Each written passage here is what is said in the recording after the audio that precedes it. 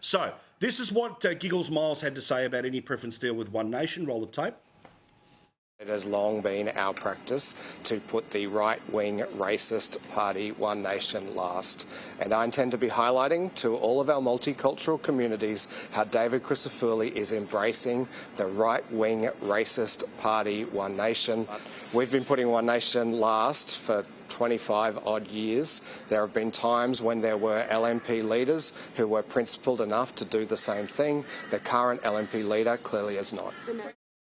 James, your response, not just as a candidate, but somebody who's been around One Nation for a very long time now.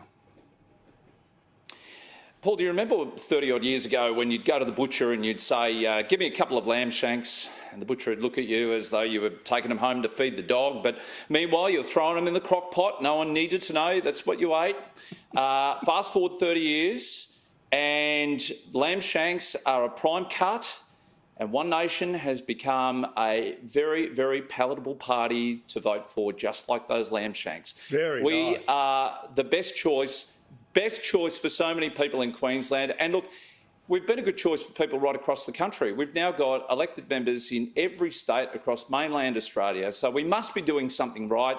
I think it was a cheap shot from Stephen Miles. He is desperate, and One Nation are winning over a lot of those voters from Labor who just can't stomach the idea of voting for the LNP. Let's face it, the LNP and Labor have been on a unity ticket for at least the last 12 months in legislation. They voted for a treaty here in Queensland. They voted for higher coal royalties, the pair of them. They've passed so many bad choices, including Labor's budget, David Crisafulli voted for. So there's a lot of people that are saying, well, we can't stomach either of them, so we're going to vote for One Nation. So he's scared, he's worried, and a lot of people will continue to come One Nation's way over the next 3 weeks. Early voting starts in a week. Now, Linda, you'd be more than happy with Labor's position over a long period of time. I would suggest that, One Nation has well and truly moderated from whatever the apparent problem was however long ago, but what do you think? Well, look, I mean, really, One Nation's positions are a matter for James, but Stephen Miles is right to highlight that 25 years ago, John Howard took the principled position of not preferencing One Nation, and that, by and large, has been a bipartisan position of both the major political parties in Australia for that 2.5-decade period. I think really the question for James is, what did he get for the electorate of Keppel for this preference deal that has allegedly been done with the Liberals? Are there any local benefits that you secured for your electorate, James? Do you support the LNP's policy on abortion, James? No. Why have you done the preference deal?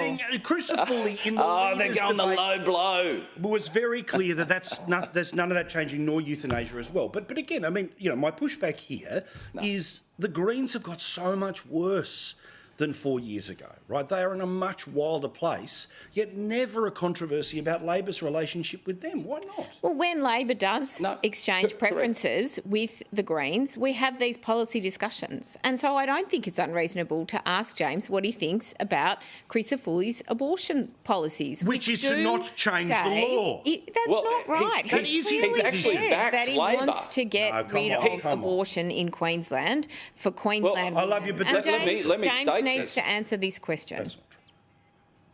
Oh, look, I think it's gutless of David Crisafulli to stand by Labor's laws where they've allowed in Queensland here late-term abortion right up to the very day before a child is born. I think that's horrendous. And the simple fact that a child can be still born alive after a failed abortion and medical staff are forced to just leave it there and die on its own, no assistance. You're cruel, Linda, and so are all your Labor colleagues, and so too is David Crisafulli for standing by that legislation. All right, I agree, it's got to change. You're heartless, most heartless I've ever heard. Okay, we've got a couple of other things to get to before we get to Shari, who is in Israel right now. So I won't go in and around those issues. But there was an interesting piece such a wanky word, column in the ABC where they're talking about how the middle class is really hurting right now. But welcome. I'm glad they've started watching this program. But they also make sort of a couple of interesting points about people like Kamala Harris who want to say, well, I'm middle class, or Kate Blanchett who claims to be middle class as well. I just want to step back and to the side here where, Linda, all of us are from somewhere.